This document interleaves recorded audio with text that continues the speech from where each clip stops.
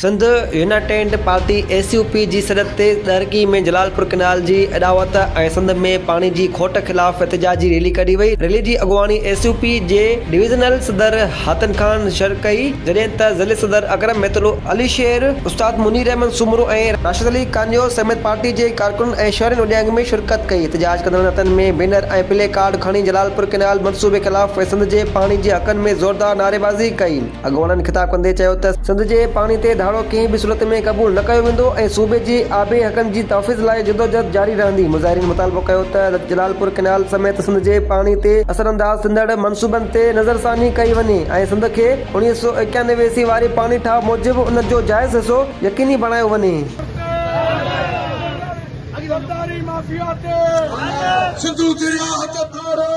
क़ौमी बेग़ैरत ज़रदारी ते आसिफ ज़रदारी ते मुराद शाह कूड़े ते मुराद शाह ठग ते निस्तार खोड़े ते पीपी गवर्नमेंट ते वफाक गवर्नमेंट ते सिंधु ते धाड़ो सिंधु दरिया ते धाड़ो Jalalpur canal Jalalpur canal Jalalpur canal Sindh सुकाईंदे ज़रदारी माफिया ते आसिफ ज़रदारी ते पिल्लू रानी ते